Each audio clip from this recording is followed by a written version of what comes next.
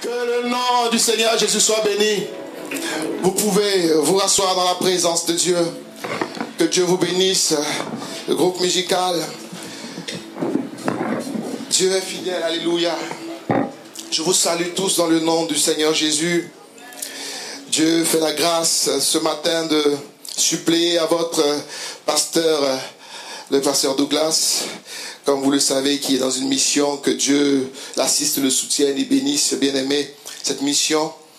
Et que ce matin encore nous puissions avoir la présence du Saint-Esprit, car c'est lui seul qui nous donne, bien-aimé, la vie. Il est l'Esprit qui vivifie. Alléluia. Amen. Je vous salue tous dans le nom de Jésus. Vous avez les salutations d'Abidjan, alléluia, de l'église sœur qui est à Abidjan. Et beaucoup de frères désirent vous rencontrer aussi, parce que, bien-aimé, c'est ça la communion fraternelle. Et leur prière se porte vers vous. Alléluia. Que Dieu vous bénisse. Alors, bien-aimé, ce matin, nous allons parler d'un thème. La victoire qui triomphe. La foi. Alléluia. Bien-aimé, nous sommes dans des temps difficiles. Et ces temps sont d'autant plus difficiles que la parole, la vérité est trafiquée par beaucoup. Et les chrétiens sont pollués par toutes sortes d'enseignements. Aujourd'hui, on peut prêcher ce matin un message et quelqu'un ira sur YouTube et il verra un autre message. Et cela fait que maintenant, bien-aimé, la foi n'est plus quelque chose de stable. La foi est quelque chose de stable. Alléluia. Mais ce matin, nous allons parler des choses qui nous permettent de pouvoir avoir une foi triomphante. Alléluia. Nous allons prendre la parole de Dieu dans le livre de 1 Jean. 1 Jean 5, rapidement, pour gagner du temps. 1 Jean 5, verset 4.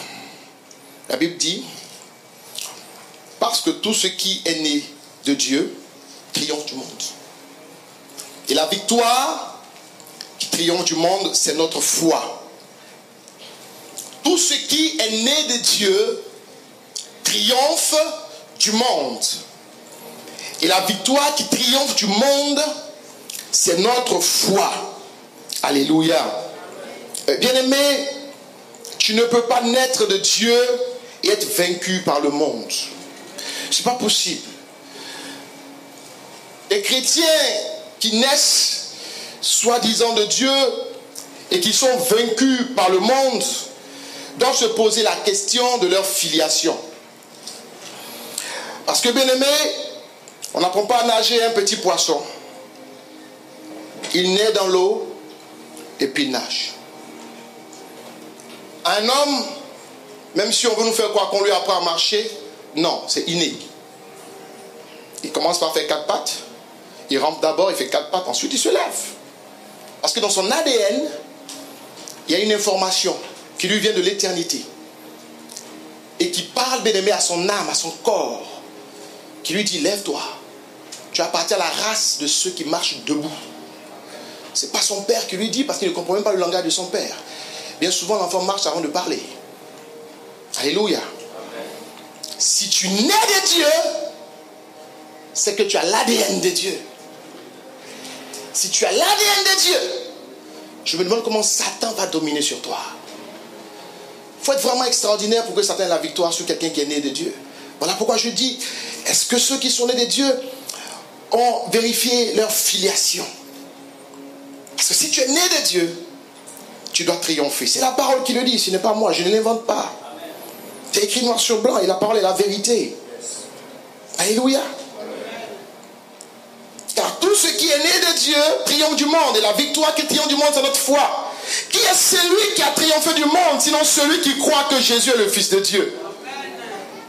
Triompher du monde, frère, on ne nous parle pas de lutter avec le monde. On n'a pas à lutter avec le monde, on a à triompher du monde. Jésus a dit, j'ai vaincu le monde. J'ai vaincu. Le chrétien bien-aimé doit vaincre le monde. Le monde, cosmos, le système organisé de toutes choses, régi par des lois, par des principes, par des régimes. Celui qui est né de Dieu ne peut être contraint par un régime. Je veux dire cela par une dispensation. C'est-à-dire par une économie de l'environnement, du temps, de l'espace.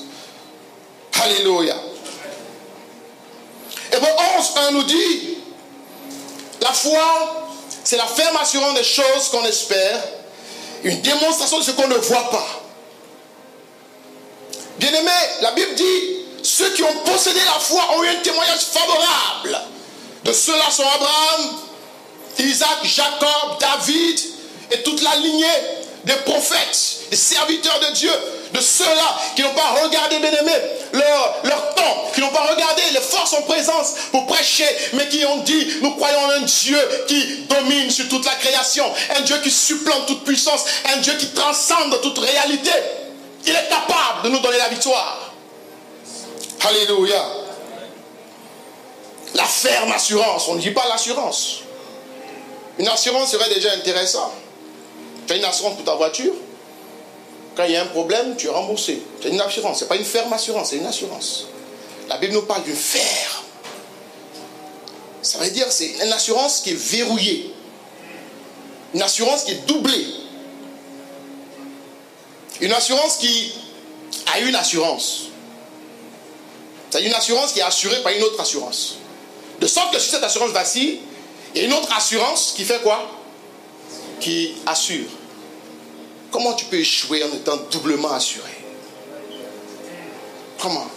Par quel miracle tu vas faire ça? Quand il y a faillite, il y a une assurance qui prend le relais. La Bible dit que par deux choses, Dieu a donné à Abraham cette assurance. Il a dit à Abraham, je jure sur moi-même parce qu'il n'y a pas quelqu'un de plus grand que moi. Donc Dieu jure sur lui-même qu'Abraham sera béni, qu'Abraham aura tout ce que Dieu lui a promis. Alléluia. La Bible dit que par le serment, les hommes mettent fin à leurs différends. Et Dieu fait quoi? Dieu fait un serment. Un serment pour que Abraham croie. Excusez-moi. Un serment pour qu'Abraham croie. Un serment pour qu'Abraham ne défaille pas quand viendront les épreuves, les difficultés. Deux choses. Il le dit dans le livre de Hébreux.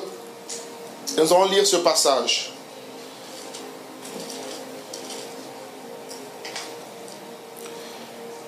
Hébreux 6, verset 13. Lorsque Dieu fit la promesse à Abraham, nous pouvons jurer par un plus grand que lui, il lui jura par lui-même. Il dit certainement, je te bénirai et je bénirai ta postérité. Et ainsi qu'Abraham, ayant persévéré, obtint ce qui lui avait été promis. Or, les hommes jurent par celui qui est plus grand qu'eux. Et le serment est une garantie qui met fin à tous les différends. C'est pourquoi Dieu, voulant montrer avec plus d'évidence aux héritiers de la promesse l'immutabilité de sa résolution, intervint par un serment. Afin que par deux choses immuables, dans lesquelles il est impossible que Dieu mente, nous trouvions un puissant encouragement, nous dont le seul refuge a été de saisir l'espérance qui nous était proposée. Un puissant encouragement, nous qui avons pour seul refuge l'espérance que Dieu nous a proposée. Deux choses, alléluia, immuables, deux choses qui ne changent pas. Le serment et la promesse. Je suis un homme de parole. Quand je dis à mes enfants, on sort, je fais tout pour qu'on sorte. Parce qu'ils vont me dire, papa, tu as dit. Je suis un homme de parole. Je ne suis pas parfait. Dieu est un plus grand homme de parole que moi. Sa parole, sa promesse étant suffisante, on n'a pas besoin d'ajouter quelque chose. Dieu qui ne ment jamais, dit à Abraham, je te fais une promesse, mais tu es un homme. Et tu peux te dire que les hommes font des promesses qui ne tiennent pas. Donc ta mentalité peut être un peu façonnée par cette réalité humaine. Alors je vais faire ce que les hommes font pour mettre fin à la discussion. Je ne suis pas homme, je suis Dieu. Je n'ai pas besoin de faire ça. Mais je le ferai pour toi parce que je t'aime. Je vais jurer. On jure par ce qui est plus grand. On jure par le ciel, on jure par son père, par sa mère, par tout ce que vous voulez qui est plus grand. Et ça donne confiance à l'autre. Et Dieu veut montrer à Abraham que Abraham doit avoir confiance en lui. Il dit, je fais des miracles, tu l'as vu Abraham. Lorsque Sarah a été kidnappée par Pharaon, je me suis occupé de libérer Sarah avec tous les miracles que tu as vus.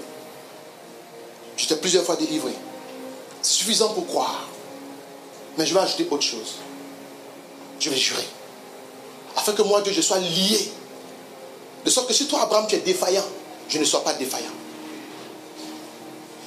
De sorte que si Abraham, tu échoues, je ne puisse te laisser dans l'échec. Parce que je me suis juré à moi-même de te bénir. Alléluia. Et bien aimé, nous avons plus qu'Abraham pour Père. Nous avons Jésus-Christ qui est Dieu lui-même. Qui a versé son sang. Afin que ceux qui vont croire et donc naître de lui ne puissent échouer.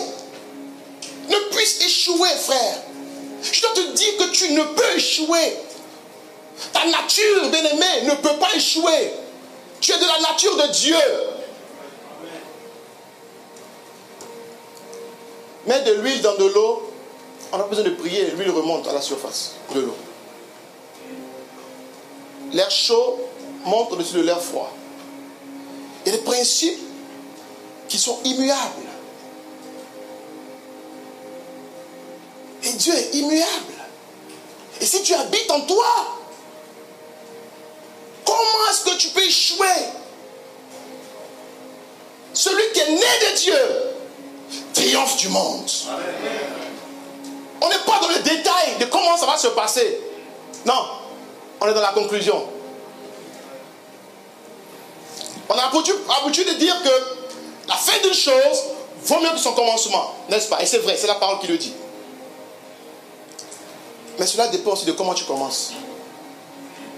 Parce que l'alpha et l'oméga, il est le commencement et la fin. C'est parce qu'il est le commencement qu'il est la fin. Si tu commences avec lui, tu vas bien finir. Mais si tu ne commences pas avec lui, il ne faut pas me raconter ta vie. Tu vas mal finir. Et ta fin sera tragique et elle ne vaudra pas mieux que le commencement. Alléluia. La ferme assurance. Le mot assurance, en grec hypostasis, a plusieurs définitions. Et votre pasteur a dû vous en donner quelques-unes. Substance, essence. Le mot veut dire ce sur quoi est posé quelque chose, ou ce qui soutient en dessous, comme cette estrade qui me soutient. Quelque chose qui soutient ce qui est au-dessus. Et la Bible dit que la foi est cette ferme, ce ferme soutien. Amen. De ce qu'on espère. Mais encore plus, hypostasis, bien-aimé, parle d'une personne. Ça parle d'une personne. En théologie, on parle de Jésus-Christ en deux hypostases. Ça veut dire Dieu et homme en même temps. Deux personnes. La personne du Saint-Esprit, la personne du Fils, la personne du Père sont qualifiées par ce terme-là en Christ. Et la foi est cette personne de ce que tu espères. Ça veut dire que quand, bien aimé, tu as la foi, la chose que tu espères, la chose que tu as vue en rêve, la chose que tu as entendue, elle est présente. Et elle est réellement présente. Si tu ne la vois pas, mais elle est là. Et elle va, par la puissance de Dieu, agréger tous les éléments nécessaires à ce que la réalité constate. Lorsque Dieu va bénir Jacob, au travers de son père Isaac, qui ne voulait pas le bénir, mais qui va finalement le bénir, parce que ce que Dieu veut, il accomplit. Isaac va bénir Jacob. Et Jacob va partir avec un bâton. Sans rien. Jacob va arriver dans la maison de son oncle Laban. Un homme d'une mentalité douteuse. Jacob sera bien aimé escroqué. Lui-même lui dira, tu as changé mon salaire 10 fois. Vous voulez devenir Rachel, tu vas devenir Léa. Et j'ai travaillé encore. Il a fait 21 ans chez Laban. Mais la bénédiction que son père avait proclamée sur sa vie avait amené la personne de la richesse sur lui. La personne qui devait être était déjà là. Et même s'il se retrouvait dans le désert allait fleurir à cause de ça. Parce que cette personne qui est là, bien-aimé, c'est le Seigneur lui-même. Qui attire toutes choses à lui. Qui attire toutes choses à lui. Alléluia. Gloire à Jésus. Bien-aimé, la foi, c'est une devise. Je ne dis pas une devise comme étant la devise d'un pays, une devise comme une monnaie. C'est une monnaie la foi. C'est comme le bitcoin. C'est virtuel peut-être pour certains, mais c'est un pouvoir économique. La foi est une devise, c'est une monnaie. C'est la monnaie du royaume des cieux. Je suis venu à Paris, j'ai changé tout en francs français. Si je vais aux États-Unis, je ferai tout en dollars. Tu dois utiliser la monnaie du pays où tu es censé vivre. Et toi, tu vis les pieds sur terre et la tête dans le ciel. Tu dois faire des transactions. Tu deviens un agent d'échange. Alléluia. Et donc, cela veut dire que avec ta foi, celui qui a de l'argent, ce qu'il peut faire, tu peux le faire. Ecclésiaste 7 nous dit, à l'abri de la sagesse, on est comme à l'abri de l'argent. Le verset 11 et verset 12. Mais l'avantage de la sagesse, c'est qu'elle donne la vie. Alors la sagesse, bien aimé, parle de Jésus-Christ. C'est lui la sagesse, dans Proverbe 8, c'est lui la sagesse. Et à l'abri de la sagesse, c'est à l'abri du Seigneur. Donc, dans la confiance du Seigneur, dans la foi en lui. Or, si nous croyons en lui, de tout notre cœur, nous naissons de Dieu, selon la parole de Dieu. Et donc, nous avons la foi. Et la Bible dit que lui, il nous donne un héritage. Éphésiens 3, nous sommes bénis de toutes sortes de bénédictions spirituelles dans les célestes. Alléluia. Vous comprenez que la foi nous amène à posséder les choses que Dieu nous promet. Par la foi, Abraham a eu ce qu'il voulait. Sarah a eu un enfant. Par la foi, Abraham, devenu vieux, va rajeunir. Sarah, devenue vieille, va rajeunir. Alors ceux qui pensent que leur temps est passé, ne connaissez pas la Bible. Sarah a été kidnappée 2 fois. La première fois, c'est Genèse 12, l'appel d'Abraham. Il va en Égypte, et puis Sarah est prise par quelqu'un là-bas. Et Dieu frappe, Sarah est libérée. Mais la deuxième fois, bien aimé, c'est étonnant. C'est après que Abraham et Sarah aient ri parce qu'ils étaient vieux et avancés en âge. Dans Genèse 20, quand Dieu va leur apparaître, Dieu va dire à Abraham et à Sarah, vous aurez Isaac l'année prochaine. Et c'était vieux. Abraham a ri et Sarah a ri après. Donc, c'est un couple. Quand tu vois un homme faire quelque chose, une femme fait quelque chose, son mari fait la même chose. Alléluia. On accuse Sarah d'avoir ri, mais c'est Abraham qui a ri le premier. Il dit, qu'Ismaël vive, Seigneur. Je suis vieux. Qu'Ismaël vive. Dieu dit, non. Tu auras quelqu'un. Et donc, après cette apparition de Dieu qui vient vers Abraham, Abraham se lève, il va encore quelque part. Et là-bas, Sarah encore est kidnappée. Et cette fois-ci, Dieu intervient encore. Mais comment on peut kidnapper une femme qui a dépassé 90 ans et qui elle-même dit, mon mari est vieux, et aura-t-il encore du désir pour sa femme que je suis qui est vieille? Bon, on est chez Emmanuel Macron. Là, je me demande, parce que 90 ans, c'est pas la même chose. C'est pas la même chose. Ça, on kidnappe une femme de 90 ans pour le motif qu'elle est trop belle. Pourtant, la veille, elle disait, je suis fatiguée, mon mari est vieux. Abraham et elle se disaient, c'est fini. On a fini notre vie. Qu'est-ce qui s'est passé? Quand Dieu est arrivé, Dieu dit, Sarah, l'année prochaine, tu auras un fils. Le processus s'est mis en place. Le rajeunissement de Dieu. Ça s'est produit. Parce qu'après ça, Abraham a eu beaucoup d'enfants, vous le savez. Comment il a fait? Comment il a fait? Il a vécu 475 ans. Comment il a fait? La parole de Dieu a la puissance de régler tous les problèmes de ton corps, de ton esprit, de ton âme. Il faut quoi dans cette parole? Quand nous nous mettons ici pour prêcher, bien-aimés, Nous demandons à Dieu de nous instruire afin que le peuple soit impacté. C'est un sacrifice de chercher la parole de Dieu pour que quelqu'un soit délivré, quelqu'un soit sauvé, quelqu'un soit béni. Parce que nous sommes tous enfants de Dieu, nous avons besoin de cette parole. Alléluia. Prenons Romains 10, verset 6. Alléluia. Romains 10, verset 6. Voici comment parle la justice qui vient de la foi. On y est?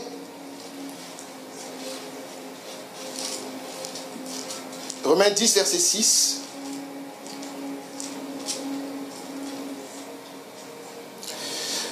Mais voici comment parle la justice qui vient de la foi. Ne dis pas en ton cœur qui montera au ciel, c'est en faire de son Christ, qui descendra dans l'abîme, c'est en faire remonter Christ d'entre les morts. Que dit-elle donc?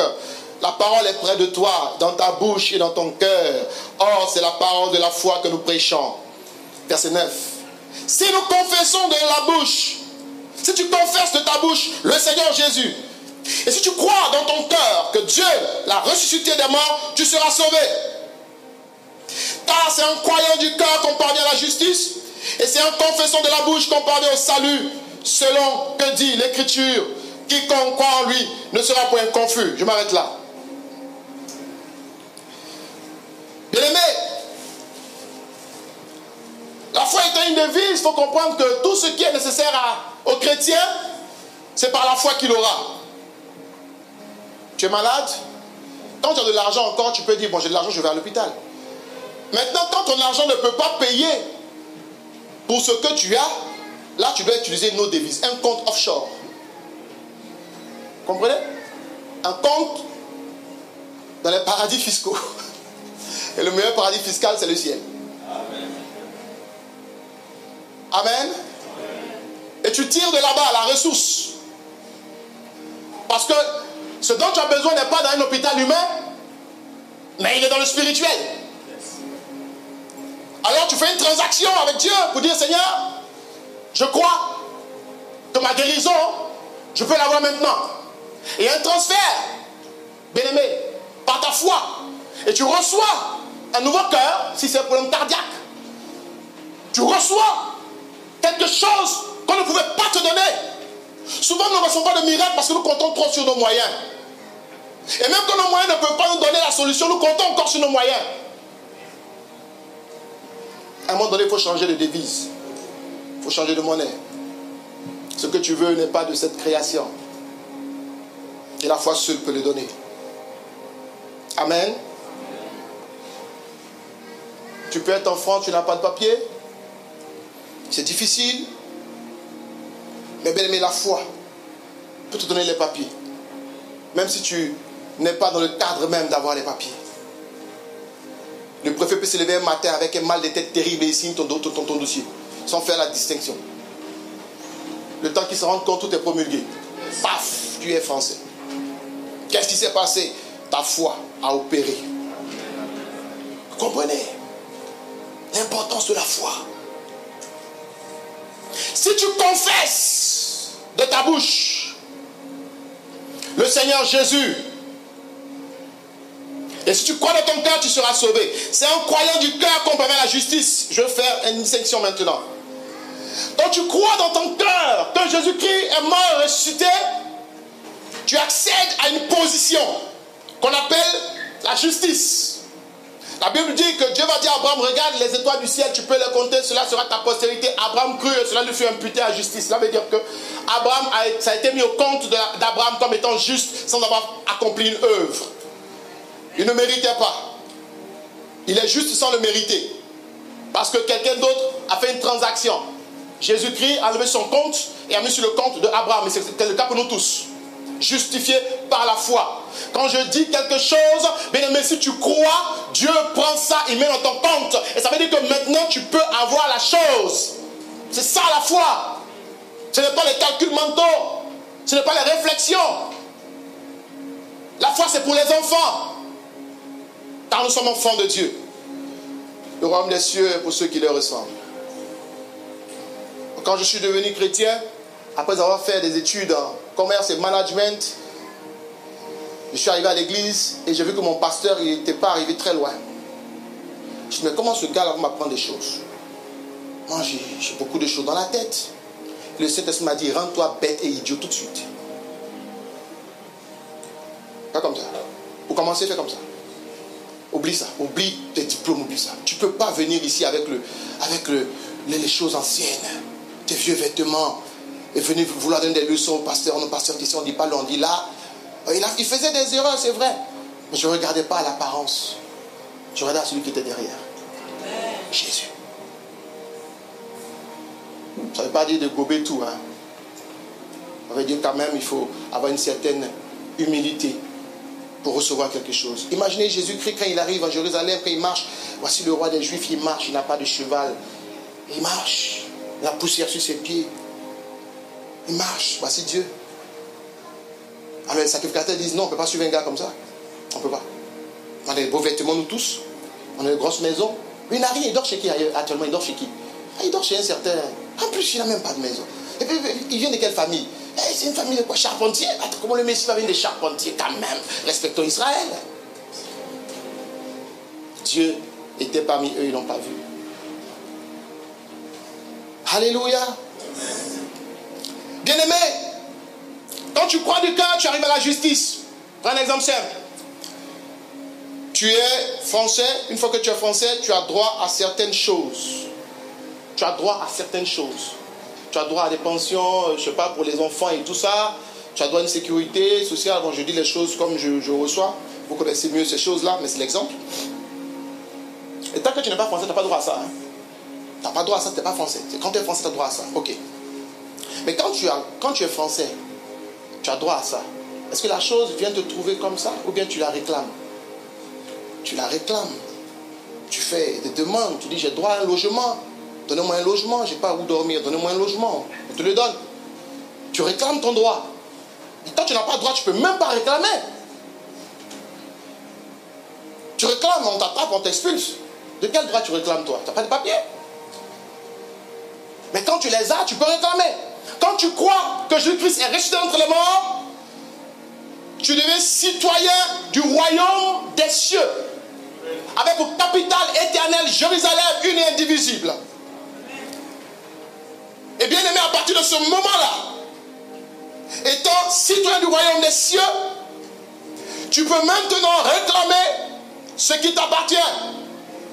Père, majesté, étant citoyen du royaume, j'ai besoin d'un enfant parce que ma femme ne peut pas en faire. Père, étant citoyen du royaume des cieux, j'ai besoin de ressources financières pour m'occuper de ma famille. Père, étant citoyen du royaume des cieux, j'ai besoin d'une guérison que l'hôpital ne peut me donner. Père, étant citoyen du royaume des cieux, j'ai besoin de me marier. Père, voilà, ce sont tes droits. Parce que tu es citoyen. Mais tu n'es pas citoyen. Parce que tu vis en France ici. Parce que tu marches parmi tous les Français. Tu parles français comme tous. Tu connais toutes les rues de France. Tu te vas te présenter à l'administration. Ah, tu seras expulsé. Il y a des choses qu'il ne faut pas faire. Voilà pourquoi je dis, quelle est ta filiation? Il faut la vérifier. Est-ce que tu as bien cru en Jésus? Est-ce que tu n'es pas là clandestinement? C'est-à-dire que tu es là et puis tu as une copine, tu es maîtresse, tu as des go, tu viens de boire de nuit hier soir, tu as fait la fête, puis tu viens t'asseoir là pour dire, oh Seigneur, donne-moi. Je suis citoyen du ciel. Non. Frère, vérifions. Attachons-nous. Et quand on est citoyen du ciel, on a un comportement, le comportement du ciel. Et on a une immunité. L'immunité du royaume des cieux. Ah, mais l'immunité, c'est merveilleux. Abraham dit, Sarah, c'est ma soeur.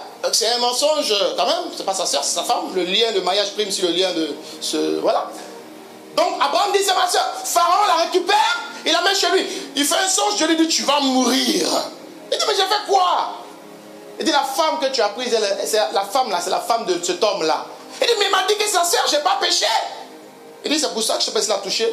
Mais tu dois la libérer, sinon tu meurs. Il dit, est-ce que tu vas faire mourir un homme juste? Tu vas punir une nation juste pour un homme qui vient de mentir? Il dit, il est prophète. Libère-la. C'est tout.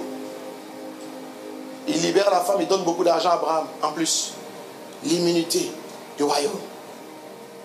Ce qu'Abraham a fait n'est pas bien.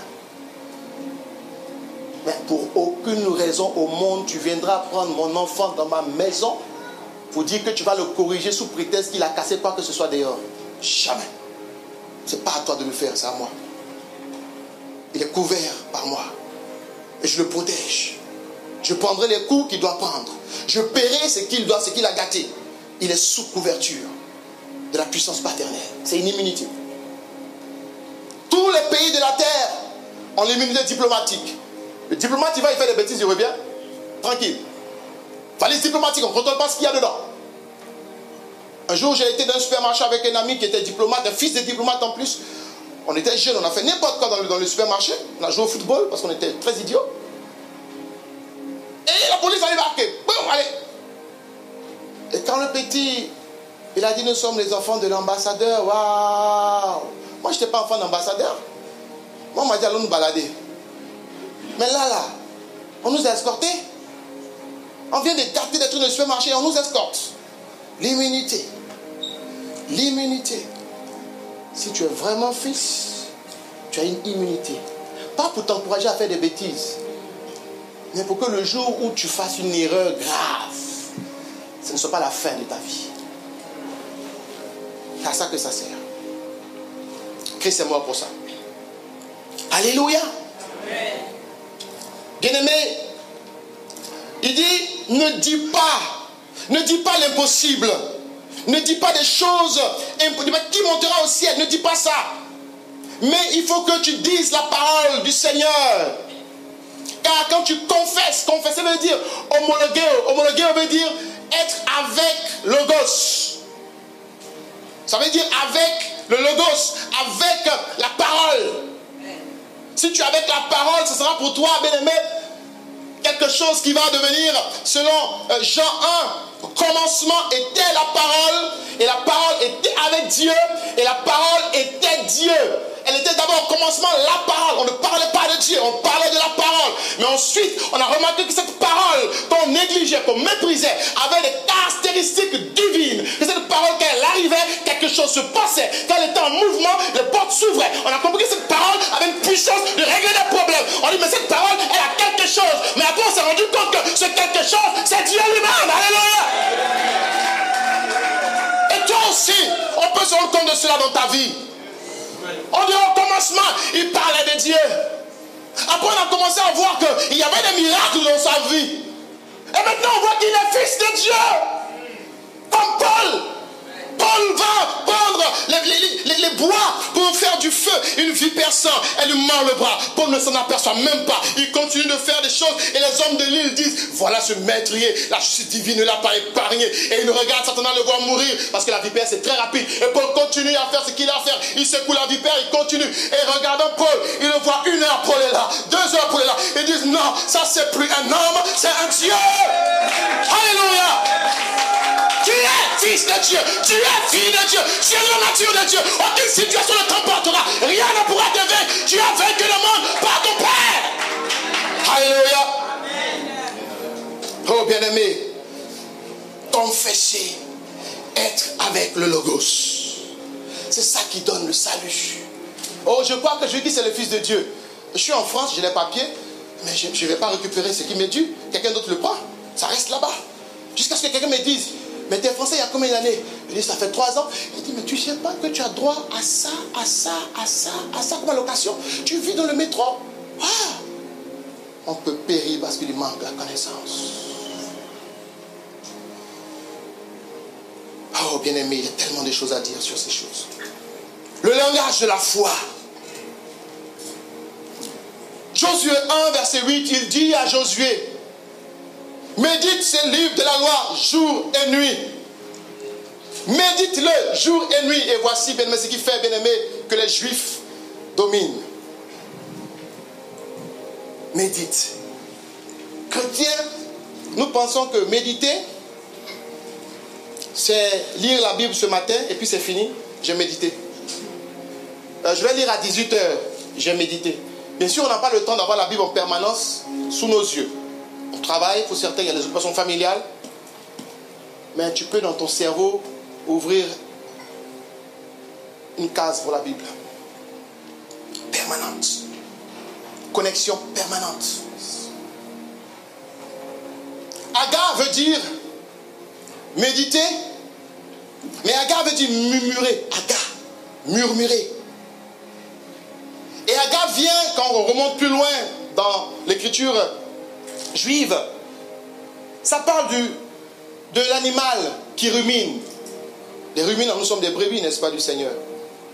Il aurait pu choisir, nous sommes les chameaux du Seigneur. Il n'a pas dit ça. Il aurait pu dire, nous sommes les boucs du Seigneur. Non, les brebis. Donc, il y a quelque chose qui est attaché à ça. Il rumine. Tu vois la brebis qui broute, et après, elle s'assoit quelque part, et la mâchoire est en mouvement permanent. Elle régurgite, et elle broie. Elle rumine. Et c'est ce qui a donné Aga. Murmurer. C'est ce qui veut dire méditer. Ça veut dire qu'en tant que chrétien, chaque jour, tu dois être en mouvement dans ta bouche. Et ce sont les paroles du Seigneur. Tu es au boulot.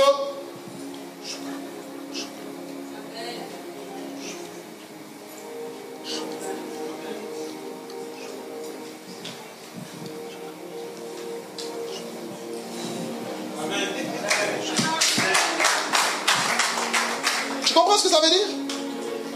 Quand c'est comme ça, tu es en feu. Intouchable. Tu es dans l'esprit. Toutes les portes s'ouvrent. Parce que les fils du royaume arrivent. Dans la maison des rois, les enfants n'ouvrent pas les portes. Il y a des portiers qui annoncent la majesté entrante. Bien-aimé, tu arrives devant une porte, on dit sa majesté le prince. Et tu rentres, tu n'ouvres pas, tu ne luttes pas avec les portes. On est fils de roi, s'il vous plaît. Et on souffre parce qu'on ne met pas en principe les principes du royaume en place. On court après les bénédictions. Non, voici Dieu dit, j'attacherai la bénédiction à tes pas. Elle te poursuivra. Est-ce que tu as à courir derrière une voiture? À courir derrière une maison? À courir derrière je ne sais quoi? Non, cours derrière Dieu. Cours derrière lui, lui seul, cours. Ne le perds pas de vue. David a dit, ne me retire pas le Saint-Esprit. La couronne, c'est pas grave. Le palais, c'est pas grave. Oh, mes femmes, c'est pas grave. Mais le Saint-Esprit, papa, non, s'il te plaît, non. Non, pas le Saint-Esprit. Ne me l'enlève pas. C'est mon identité. C'est mon identité. C'est mon identité. Comment tu peux négliger ces choses? Oh, bien-aimé, médite. Regardez quand le Saint-Esprit descendra. Ce ne sont pas des épées de feu qui sont descendues pour aller faire la guerre avec les gens. Ce sont des langues de feu. Et quand les langues sont descendues, chacun a eu une langue nouvelle. Parce que chacun devait méditer maintenant en esprit. En esprit. Tu as besoin de ta langue nouvelle pour entrer dans une dimension nouvelle. Oh yes. Tu as besoin. Il y a des moments où, bien aimé, ce n'est plus en train de dire, Seigneur, je crois que non.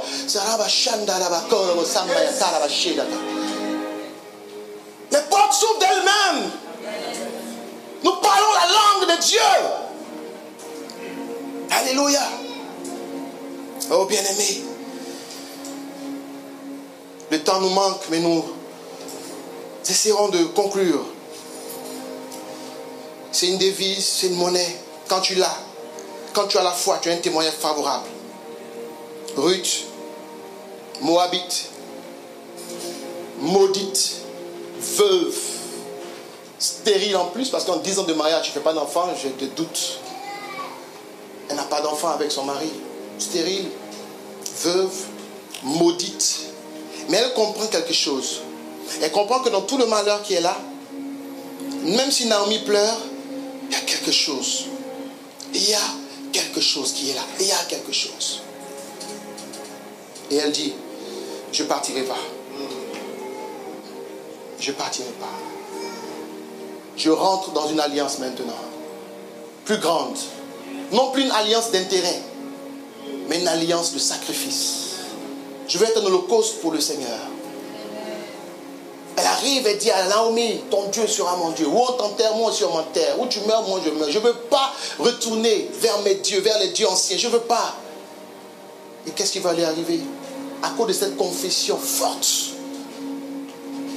là elle est née vraiment. Elle est née en Dieu. Elle est née à Israël. Et qu'est-ce qui se passe? Naomi qui dit, je ne sais plus quoi faire pour toi. Quand Naomi arrive dans le pays, Naomi se rend compte qu'il y a quelqu'un qui est un parent, Boaz, qui est riche. Et vous connaissez la fin. Elle se mariera. La maudite, la veuve, la stérile, finira quasiment princesse. Je veux parler aux jeunes filles. Arrêtez de regarder Cendrillon. Arrêtez de regarder ces bêtises et lisez la Bible. Ici, il n'y a plus que Cendrillon. Il y a Esther. Il y a Esther. Il y a Ruth. Arrêtez de regarder au film à l'eau de rose qui n'enseigne que l'impudicité. Alléluia. Si vous mettez ces choses en pratique, vous aurez une victoire assurée. Une victoire assurée parce que le royaume est garant de ces choses. La Bible dit que Dieu veille sur sa parole pour l'accomplir. Attache-toi à sa parole. Deviens homologue de sa parole. Sois un avec sa parole. Quand tu parles, dis-toi que Christ est en train de parler. Donc enlève les jurons, enlève les injures, enlève tout ce que tu veux. Que ce soit pur. C'est Christ qui parle. Et tu verras. L'impossibilité se changera en possibilité. La stérilité se changera en fécondité. Et la mort deviendra la vie. Au nom de Jésus. Acclame le Seigneur.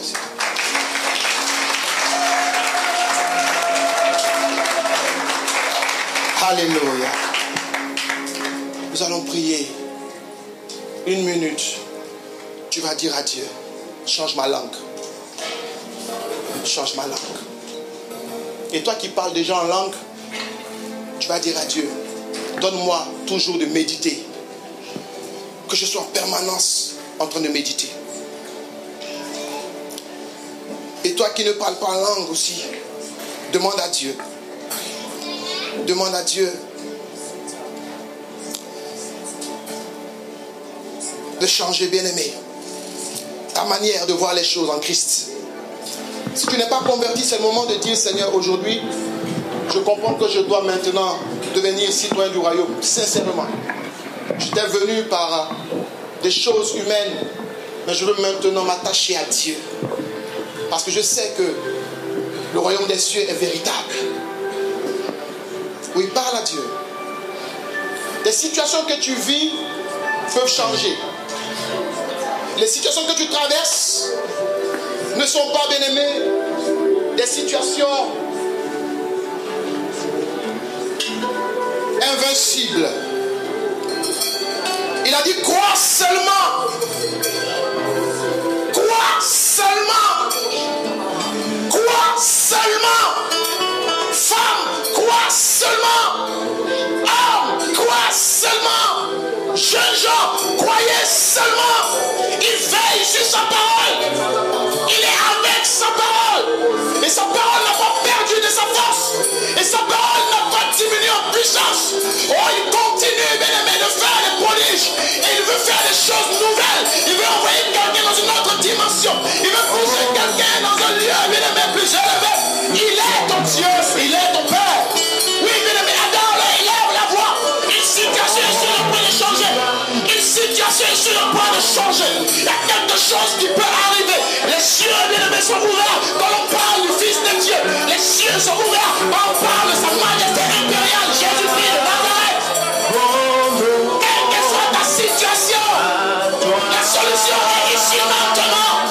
Quelle que soit ta situation, ce moment est un moment favorable. C'est le moment de la foi. Parle le langage de la foi. Parle le langage de la foi. Parle le langage de la foi. Il y a quelque chose pour toi. Ne promets pas de regarder Dieu.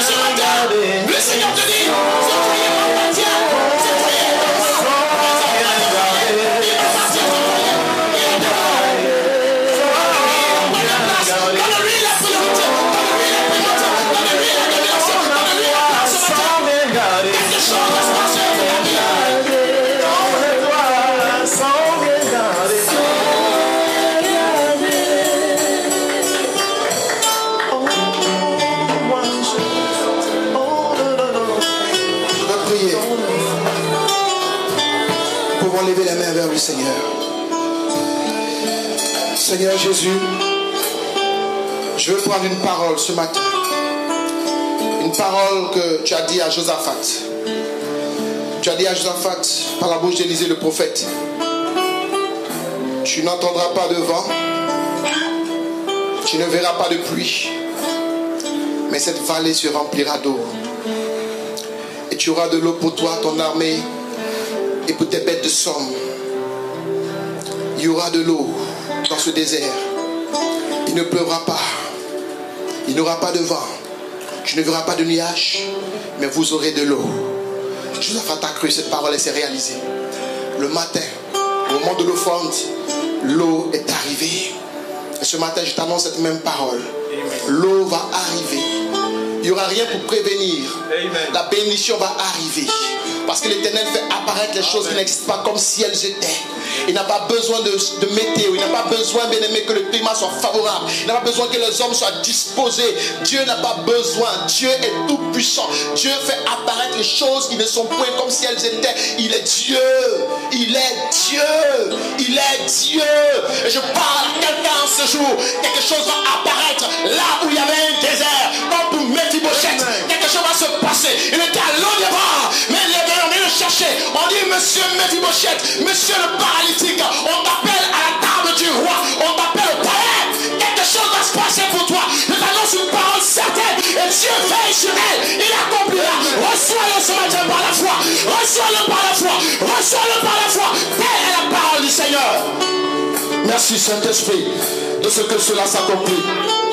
Car tu es vivant. Au nom puissant de Jésus. Alléluia. Amen. Que Dieu vous bénisse.